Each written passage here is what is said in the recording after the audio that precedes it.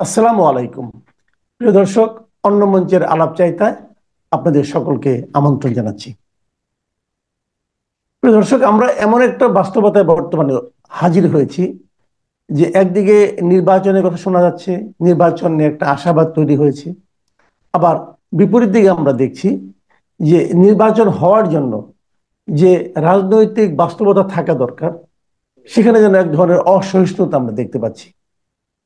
মুক্তিযোদ্ধারা একটা সমাবেশ করেছিল সংবিধান নিয়ে আলোচনা করার জন্য। সেখানে মুক্তিযোদ্ধারা উপস্থিত ছিলেন, বয়োবৃদ্ধ মুক্তিযোদ্ধারা সংগঠকরা উপস্থিত ছিলেন, অধ্যাপক উপস্থিত ছিলেন, সাংবাদিকরা উপস্থিত ছিলেন, সিনিয়র আমলারাও উপস্থিত ছিলেন।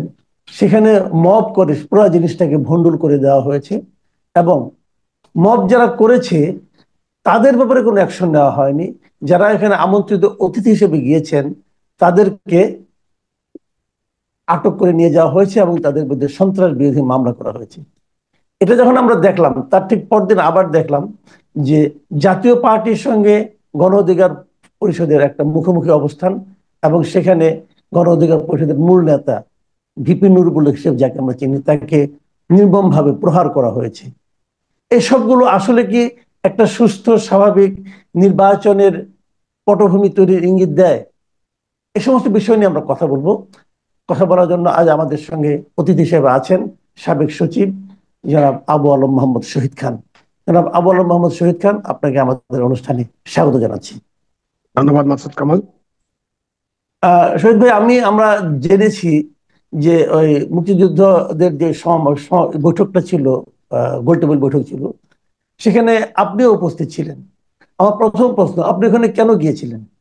আপনি কি কোনো ষড়যন্ত্র করতে গিয়েছিলেন নাকি সন্ত্রাস বিরোধী কর্মকাণ্ড করতে গিয়েছিলেন? কেন আপনি গিয়েছিলেন কেন? ওখানে তো কোনো সন্ত্রাসী কর্মকাণ্ডের কোনো বিষয়ে আলোচনা হয় নাই, এবং আমি তো কোনো ষড়যন্ত্র করতেও যাইনি। আমাকে জানানো হয়েছিল উদ্যোক্তাদের পক্ষ থেকে যে এখানে ডক্টর কামাল হোসেন আসবেন, আমরা সংবিধান এবং আমাদের স্বাধীনতা যুদ্ধ নিয়ে আলোচনা করব। দেখেন মাসুদ কামাল, এখন স্বাধীনতা যুদ্ধ এবং আমাদের মহান স্বাধীনতা যুদ্ধ এবং আমাদের সংবিধান, এটা একটা বড় আলোচনা এবং অনেক আলোচনা হচ্ছে এটা নিয়ে। সব দল আলোচনা করে, বিভিন্ন রাজনৈতিক দলের বিভিন্ন বক্তব্য আছে। টক শোতে আমরা যারা কথা বলি, যারা আমাদের দেশে এই বিভিন্ন রাজনৈতিক বিষয় নিয়ে আলোচনা করেন, এটা একটা আলোচনার বড় বিষয়। আমার ইচ্ছা ছিল যে আমি ডক্টর কামাল হোসেনের, যেহেতু উনি একজন সংবিধানের প্রণেতাদের একজন এবং উনি চেয়ারম্যান ছিলেন ওই সংবিধান প্রণয়ন কমিটির, আমার ইচ্ছা ছিল যে আমি ওখানে যে ডক্টর কামাল হোসেনের মুখে কিছু শুনবো, যেগুলো হয়তো আমি তার মুখ থেকে শোনার পরে আমার যে জ্ঞান বা আমার যে যতটুকু জানা, সেটা আরো একটু ভালো হবে আর একটু উন্নত হবে। সেই কারণেই আমার মূলত ওখানে যাওয়া, এবং আমি ওখানে গিয়েছিলাম, এটা অস্বীকার করার কিছু নাই। আমি অতিথি বক্তাও ছিলাম না, বক্তার লিস্টেও আমার নাম ছিল না। আমি শুধু একজন শ্রোতা হিসেবে ওখানে আমন্ত্রিত ছিলাম এবং সেটা শুনতে গিয়েছিলাম। তো আপনি যতক্ষণ ওখানে ছিলেন, যতক্ষণ শুনেছেন, তাতে কি আপনার কাছে মনে হয়েছিল যে এটা সরকারকে ফেলে দেওয়ার জন্য কোনো ষড়যন্ত্র হচ্ছে? প্রশ্নই আসে না। ওই আর সরকারকে ফেলে দেওয়া কি এত সহজ নাকি? আর ওখানে যারা যারা ছিলেন, যারা যারা গ্রেফতার হয়েছেন, তাদের মধ্যে অধ্যাপক আছেন, সাংবাদিক আছেন, আমাদের লতিফ সিদ্দিকী সাহেব আছেন, বীর মুক্তিযোদ্ধা। তো এই কয়েকজন মানুষ, ডক্টর কামাল হোসেন যদি ওখানে যেতে পারতেন, ওনার 11:30টার দিকে আসার কথা ছিল। বারবার উদ্যোক্তারা জানাচ্ছিল যে উনি 11:30টার মধ্যে পৌঁছবেন। পান্না সাহেব যাওয়ার কথা ছিল।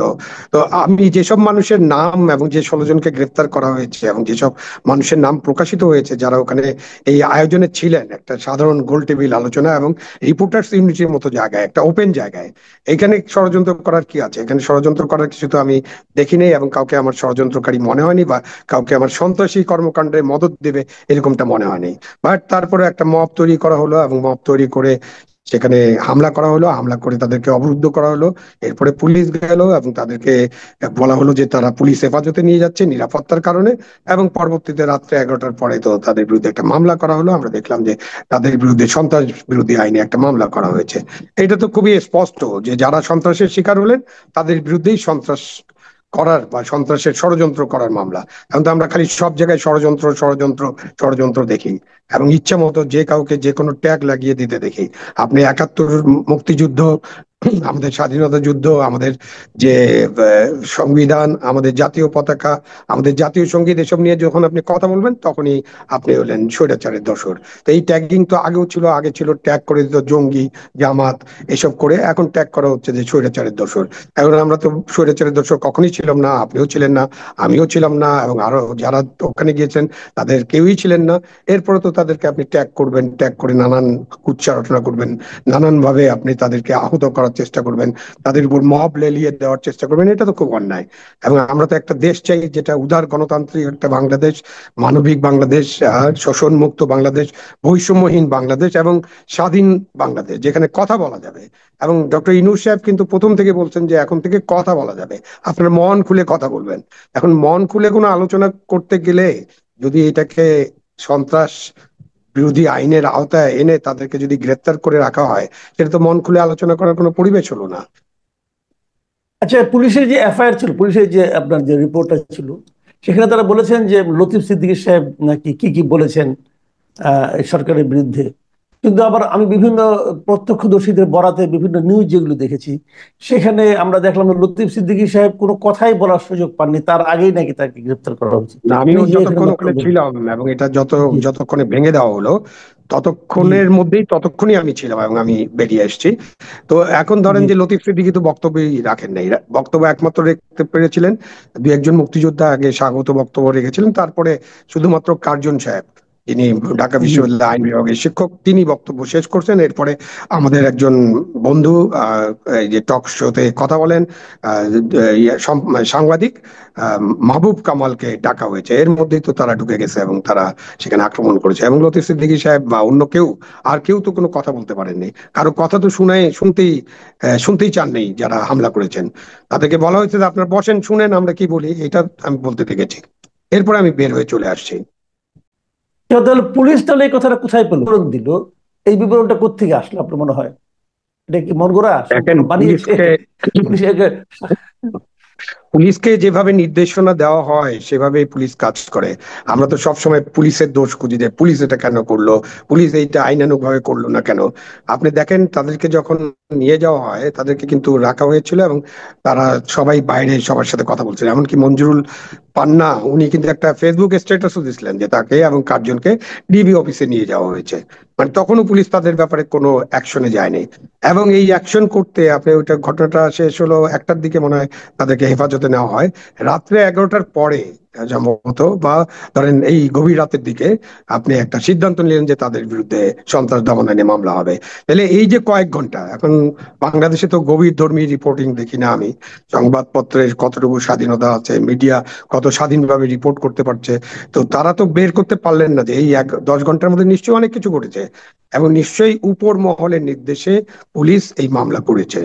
সুতরাং পুলিশ যা করেছে সেটা নির্দেশিত হয়ে করেছে। এখন আমরা তো পুলিশের কাছে চাইবো আমি যে বাংলাদেশের পুলিশ স্বাধীনভাবে তাদের কাজ করুক, তারা আইন অনুযায়ী তাদের কাজ করুক, কিন্তু তাদেরকে সেটা তো করতে দিতে হবে।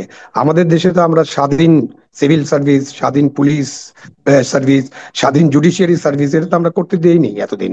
54 বছর এটা হয়নি। এবং আমাদের প্রত্যাশা ছিল আগস্ট অভ্যুত্থানের পরে আমরা যে সমস্ত গণতন্ত্রের কথা বলছি, বাক স্বাধীনতার কথা বলছি, কথা বলার স্বাধীনতার কথা বলছি, এবং এদের বিরুদ্ধে অনেক কথা আমরা বলেছি, সিভিল সার্ভিস, পুলিশ এবং জুডিশিয়ারির বিরুদ্ধে, আমাদের প্রত্যাশা ছিল যে এইসব সার্ভিসকে গড়ে তোলা হবে এবং তাদেরকে আইন অনুযায়ী কাজ করার সুযোগ দেওয়া হবে। আমার কাছে মনে হয় যে পুলিশকে এখনো আইন অনুযায়ী কাজ করার, স্বাধীনভাবে আইন অনুযায়ী কাজ করা বা আইন প্রয়োগের কোনো সুযোগ দেওয়া হয়নি।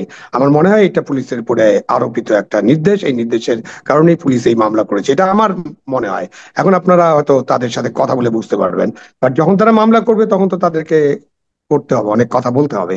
এফআইআর করলে তো আপনাকে বলতে হবে যে আপনি এই এই কারণে, নাহলে সন্ত্রাস বিরোধী আইনে আপনি ঢুকাবেন কি করে? আপনি চেক করলেন, তাদের বই চেক করলেন, তাদের ফোন চেক করলেন, তাদের আগের বক্তৃতা চেক করলেন, তো এই বক্তব্য তো তারা দিয়ে যাচ্ছেন। বক্তব্য তো দিতেই পারেন, একজন বক্তব্য যদি দেশদ্রোহিতামূলক না হয়, একজন বক্তব্য যদি রাষ্ট্রবিরোধী না হয়, সেটাও একটা কোট আনকোট রাষ্ট্রবিরোধী, এটা সংজ্ঞায়িত করতে হবে যে কি হলে রাষ্ট্রবিরোধী হবে। উনি যদি দেশের স্বাধীনতা সার্বভৌমত্ব বিরোধী ষড়যন্ত্রে লিপ্ত থাকেন তখনই না রাষ্ট্রবিরোধী হবে। আপনি যখন বক্তব্য রাখবেন, সমালোচনা করবেন কোনো কাজের, বা ধরেন এই যে বর্তমান সরকার, অন্তর্বর্তীকালীন সরকার, তার সমালোচনা করবেন, তখন যদি আপনাকে এই সন্ত্রাস বিরোধী আইনে ধরে মামলা করে দেওয়া হয়, তো এটা তো অন্যায়। এটা তো গণতন্ত্র বিরোধী, এটা আমাদের সংবিধান যে বাক স্বাধীনতা আছে সেটার বিরোধী। সুতরাং এই যে এটা চলেছে এটা অবশ্যই নিন্দনীয়, এবং এটাকে পুলিশকে অবশ্যই এই ব্যাপারে আরো একটু স্বাধীনভাবে নিজের পায়ে দাঁড়িয়ে তাদেরকে এই মামলা দেখতে হবে, এবং এই মামলাটা শেষ পর্যন্ত এবং আদালতকেও দেখতে হবে। শুধু পুলিশ তো না, পুলিশ তো করতেই পারে, পুলিশের উপর আরোপিত, বাট আমরা শুনেছি যে আদালতের একটা স্বাধীনতা আছে। আমরা আদালতকেও তো স্বাধীনভাবে কাজ করতে দেখতে চাই, বাট আমরা কি দেখছি? আমরা দেখছি না। মানুষ মনে করে যে আদালতও ঠিক মতো কাজ করতে পারছে না। এই হলো দেশের অবস্থা। যে না সিভিল এই সার্ভিস, না সরকার পুলিশ, না আদালত। এই সরকার কতগুলি সংস্কার কমিশন করেছে। তার মধ্যে এই যে বর্তমানে যে জাতীয় ঐকমত্য কমিশন চলছে, এখানে প্রথম যে 6টা সংস্কার কমিশন করেছিল তার প্রধানরা আছেন, মানে ওগুলো নিয়ে তোরা আলোচনা করছেন। তো তার মধ্যে কিন্তু পুলিশ সংস্কার কমিশন আছে, বিচার বিভাগ সংস্কার কমিশনও কিন্তু আছে এই 6টার মধ্যে, মানে সবচেয়ে বেশি গুরুত্বপ্রাপ্ত সংস্কার কমিশন। তো কেউ যখন সংস্কারের কথা বলে, যাদেরকে বলে মানে আমাদের মতো সাধারণ মানুষ যখন শুনে যে একটা সংস্কার হচ্ছে, তো আমরা কি দেখতে চাইবো না যে যারা সংস্কারটা করবেন তারা তাদের আচরণে, যেহেতু তারা এটাকে প্রয়োজন মনে করছেন যে এই সংস্কারটা হওয়া দরকার, তো তারা তাদের আচরণে সেই কাজটা দেখাবেন, করে দেখাবেন, যে আমরা বুঝবো যে সংস্কার করলে এরকম হবে, যে ভালো কাজটা ওনারা করছেন।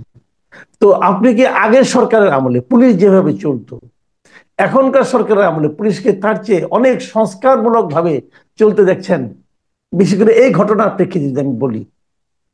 না, আমাদের দেশে যে আমাদের পুলিশের উপরে তো একটা আক্রমণ হয়েছিল 5ই আগস্টের পর, তার আগেও হয়েছে, বাট তখন তো একটা সংঘর্ষ ছিল, ওই সময় অনেক ঘটনা ঘটতে পারে। বাট 5ই আগস্টের পরে আপনি দেখেছেন, আমরা সবাই দেখেছি, 5ই আগস্টের পরে আমাদের 450 বেশি থানাতে হামলা করা হয়েছে, অগ্নিসংযোগ করা হয়েছে, অস্ত্র লুট করা হয়েছে, পুলিশকে হত্যা করা হয়েছে। এবং এইভাবে এটা মেটিকুলাস ডিজাইনের অংশ কিনা আমি বলতে পারবো না, বাট আমার কাছে দেখেছি আমি যে তাদেরকে একেবারে পঙ্গু করে দেওয়ার চেষ্টা করতে, এমনকি পুলিশ স্টেশনগুলো চালু করার জন্য সেনাবাহিনীর সহায়তা নিতে হয়েছে, জনগণের সহায়তা নিতে হয়েছে, এবং জনগণ সহায়তা করেছে বলে পুলিশ স্টেশনগুলো চালু করা সম্ভব হয়েছে। কিন্তু এই পুলিশ বাহিনীকে যে নেতৃত্ব দিয়ে তাদেরকে স্বাধীনভাবে কাজ করার জন্য অনুপ্রাণিত করা হবে, তাদেরকে আইন অনুযায়ী কাজ করার জন্য অনুপ্রাণিত করা হবে, তাদেরকে মানবাধিকার যাতে লঙ্ঘন তারা না করে, বা তারা এমন কিছুর সাথে যুক্ত না হয়ে যায় যেটা আগের সরকারের আমলে হয়েছে পেটোয়া বাহিনীর মতো, সেই জিনিসটা যে করার দরকার ছিল ওখান পর্যন্ত আমরা এখনো যেতে পারি নাই। আমরা শুনেছি, বাট ওখানে আমরা যেতে পারিনি, এবং যেতে না পারার কারণে এখনো পুলিশকে ওই হয় পুলিশকে যা আদেশ দেওয়া হচ্ছে তারা সেটাই পালন করতে ব্যস্ত আছেন, এবং তাদেরকে সেটা বাধ্য করা হচ্ছে, নাহলে তারা নানান রকম মবের শিকার হবেন। তারা নিজেরাই তো সিদ্ধান্ত নিতে পারেন না কখন কি করবেন। কখনো তাদেরকে ঠান্ডা পানি খাওয়াতে হয়, কখনো তাদেরকে গরম পানি ছিটাতে হয়, লাঠি পেটা করতে হয়। যেমন কালকে নূর সাহেব ভিপি নূর আহত হয়েছেন, এবং লাঠি পেটার জন্য, এবং ভালোভাবে আহত হয়েছেন, কিন্তু এখন সম্ভবত আইসিইউতে আছেন। তো এই যে ঘটনাগুলো আপনি যদি বিবেচনা করেন, তখন বোঝা যায় যে পুলিশের উপরে কিছু নির্দেশ করা হচ্ছে, এবং আগের মতোই পুলিশ এই সেই আচরণটা করতে বাধ্য হচ্ছে। পুলিশ কিন্তু এটা করতে চায় না। আমি আপনাকে একদম বলি যে আমি অনেক পুলিশ অফিসার এবং পুলিশের সাথে কথা বলেছি, তারা কিন্তু কোনো পেটোয়া বাহিনী হতে চায় না, তারা কিন্তু আইন অনুযায়ী কাজ করতে চায়, এটা আমার ধারণা।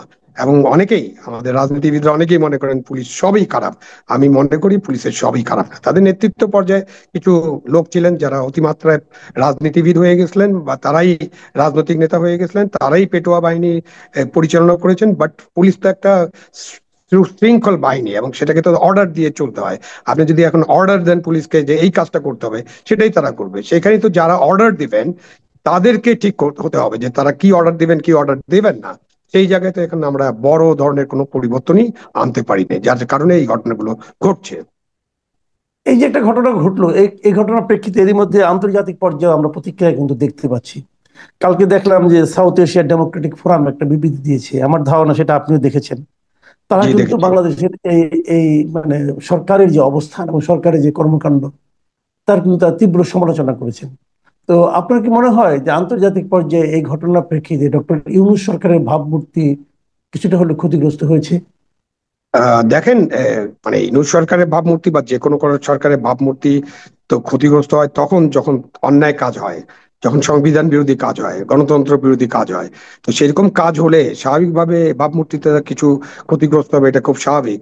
এবং এটা সরকারকে বুঝতে হবে, এবং আন্তর্জাতিক পরিমণ্ডলে ভাবমূর্তি ক্ষতিগ্রস্ত হলো কিনা এটা নিয়ে কি আমরা খুব বেশি চিন্তায় থাকি? তো সেই সমস্ত জায়গায় গত 1 বছরের সমস্ত কার্যক্রম যখন তারা পর্যালোচনা করবেন বা দেশের জনগণ যখন পর্যালোচনা করে, তখন কিন্তু ইউনূস সরকারকে একটা দুর্বল সরকার, এবং ইউনূস সরকার যে তাদের যে যে স্বপ্ন নিয়ে তারা এসেছিলেন, সেই স্বপ্ন বাস্তবায়নে যে এগুতে পারছেন না বা এগুতে চাচ্ছেন না, বা তারা কি করছেন, এটা নিয়ে অনেক আলোচনা হয়। এবং তা ইউনূস সরকারের তো অবশ্যই ভাবমূর্তি, বিশেষ করে ডক্টর ইউনূসের তো একটা বিশাল ভাবমূর্তি। তিনি একজন নোবেল লরেট এবং সারা বিশ্বে একজন জনপ্রিয় মানুষ।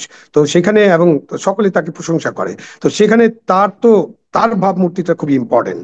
মানে এরকম লোক দিয়ে তো আর সরকার কখনো গঠিত হয়নি, যদিও তিনি রাজনীতিবিদ নন এবং কোনো রাজনৈতিক দলের নেতা নন, রাজনৈতিক দলের সদস্য নন। সুতরাং তার তো একটা বিশেষ এবং ভালো ভাবমূর্তি ছিল, সেটা অবশ্যই চির খেয়ে যাচ্ছে। এবং সেখানে তো কিছুটা হলেও সেটা মেলান হবে, এটা তো বুঝতেই পারছি আমরা, কি কিনা। আমরা অনুষ্ঠানের একদম শেষ প্রশ্নটা করবো এখন, অনুষ্ঠানের শেষ পর্যায়ে চলে এসেছি। আপনি নিজেই একটু আগে উল্লেখ করলেন যে ভিপি নূরের কে প্রহার করা যে ঘটনাটা, অনেকে কিন্তু এখানে আরেকটা জিনিস দেখছেন যে এটাকে ইস্যু করে এখন জাতীয় পার্টিকেও নিষিদ্ধ করার একটা হয়তো প্রক্রিয়া আজকে থেকে শুরু হতে পারে। আপনিও কি সেরকম কিছু মনে করেন কিনা? আওয়ামী লীগকে নিষিদ্ধ করার পাশাপাশি জাতীয় পার্টি এবং 14 দলকে নিষিদ্ধ করার একটা দাবি নিয়ে তো অনেকেই কথা বলছিলেন, যারা এই গণ অভ্যুত্থানের সাথে যুক্ত ছিলেন। বিশেষ করে বিভিন্ন পার্টি এই বিষয়ে বেশ সোচ্চার সব সময়। এই বিষয়ে তো একজন নাগরিক হিসাবে আমি অনেকবার বলেছি, এখনো বলছি আপনাকে, আমি কিন্তু কোনো নির্মূলের রাজনীতি, নিষিদ্ধের রাজনীতি, এটা আমি সমর্থন করি না বাস্তব কারণে। কারণ এই নির্মূল করে, নিষিদ্ধ করে কোনো কিছু শেষ করা যায় না। এবং এই নিষিদ্ধ করে কাউকে শেষ করা যায় না, তার বড় প্রমাণ হলো জামাতে ইসলামী। এই দলটা বেশ কয়েকবার পাকিস্তানেও নিষিদ্ধ হয়েছিল, বাংলাদেশেও নিষিদ্ধ হয়েছিল, এবং শেষের দিকে আমাদের যখন গণঅভ্যুত্থানের আন্দোলন চলছিল সেই সময় নিষিদ্ধ করা হয়েছিল। সুতরাং তাদেরকে নিষিদ্ধ করে তো কোনো ফল হয়নি, বরং উল্টা তাদের শক্তি বৃদ্ধি হয়েছে। সেই কারণেই আপনি রাজনীতি দিয়েই রাজনীতিকে মোকাবেলা করতে হবে। গণতান্ত্রিক পদ্ধতিতে আপনার জনগণের সমর্থন নিয়ে সব কাজটা করতে হবে। সেই জন্য আপনি দেখেন যে মুসলিম লীগ নামে একটা বড় দল ছিল, যারা পাকিস্তান সৃষ্টি করেছিল বলতে পারেন, সেইখানেই এখন মুসলিম লীগকে খুঁজে পাওয়া যায় না। কেন পাওয়া যায় না? তাদের রাজনীতি ভুল ছিল, এবং ভুল রাজনীতির কারণে তাদেরকে জনগণ থেকে বিচ্ছিন্ন হয়ে গেছেন, এবং অন্যান্য রাজনৈতিক দল সেই জায়গাটা পূরণ করেছেন এবং সেই জায়গায় চলে গিয়েছেন। সেই কারণে এই নিষিদ্ধ করো, নির্মূল করো, ধরো, মেরে ফেলো, হত্যা করো, এই সব জিনিস থেকে আমাদের বেরিয়ে আসতে হবে। আমাদের বেরিয়ে আসতে হবে বিভাজনের রাজনীতি থেকে। আমরা যথেষ্ট পরিমাণ বিভাজনের রাজনীতি করেছি, এবং আমাদের বাংলাদেশ নামক একটা রাষ্ট্রকে যথেষ্ট পরিমাণ ক্ষতিগ্রস্ত করেছি। এখন যেটা করতে হবে, রিকনসিলিয়েশন করতে হবে। আমি ডক্টর ইউনূস সাহেব যখন নোবেল লরেট যখন দায়িত্ব নিলেন, আমি কিন্তু তখন মনে করেছিলাম তিনি নেলসন ম্যান্ডেলার মতো ভূমিকা গ্রহণ করবেন, এবং ওই ভূমিকা গ্রহণ করে আরেকটি নোবেল প্রাইজের জন্য নিজেকে প্রতিষ্ঠিত করবেন, যে আমরা সবাই মিলে তার জন্য একটা নোবেল প্রাইজের দাবি তুলতে পারবো। বাট দুঃখজনক ভাবে তিনি সেই রিকনসিলিয়েশনের পথে গেলেন না, এবং দেশে যে বিভাজনের রাজনীতি চলছে সে ব্যাপারেও তিনি এখন পর্যন্ত কোন রকম কথা বলেন নাই যেখানে বিভাজনটা দূর করার চেষ্টা করা যায়। সুতরাং নিষিদ্ধ করে কিছু হবে বলে আমি মনে করি না। নিষিদ্ধের ফলাফল ভালো না, এটার ফলাফল খারাপ হতে পারে, এবং খারাপ হবে, এটাই স্বাভাবিক। জি, আপনাকে অনেক ধন্যবাদ জনাব আবু আলম শহীদ খান। আপনি আপনার এই ব্যস্ততার মধ্যে আমাদেরকে সময় দিয়েছেন, এই জন্য কৃতজ্ঞতা। প্রিয় দর্শক, আপনারা শুনলেন যে দেশের সাম্প্রতিক পরিস্থিতি নিয়ে জনাব আবু আলম শহীদ খানের মন্তব্য। আমি কেবল ওনার শেষ যে বক্তব্যটা সেটাকে ধরে দুটো কথা বলি। একটা হলো, যখন ডক্টর ইউনূস সাহেব দায়িত্বে আসলেন, আমরা কিন্তু সবাই আশা করেছিলাম উনি জাতিটাকে ঐক্যবদ্ধ একটা পথে নিয়ে যাবেন, পুরো জাতিকে নিয়ে একসঙ্গে উনি সামনের দিকে অগ্রসর হবেন। আমরা দেখেছি যে বিভক্তির রাজনীতি দেশকে কোথায় নিয়ে যায়। গত 15 বছর ধরে, মানে পূর্ববর্তী শাসকের যে 15 বছর, শেখ হাসিনার সময়ে দেশকে ভাগ করার যে একটা প্রবণতা ওনার মধ্যে ছিল, সেটা দেশকে কিন্তু একটা ভয়ঙ্কর জায়গায় নিয়ে গিয়েছিল। কিন্তু আমরা বিশ্বের সঙ্গে লক্ষ্য করলাম ডক্টর ইউনূস শেখ হাসিনার দেখিয়ে দেওয়া পথে যেন অগ্রসর হলেন, এবং তারও চেয়ে দ্রুত বেগে অগ্রসর হচ্ছেন। প্রিয় দর্শক, আমি জানি না যে এই অবস্থা আমাদের শেষ পর্যন্ত কোথায় নিয়ে যাবে।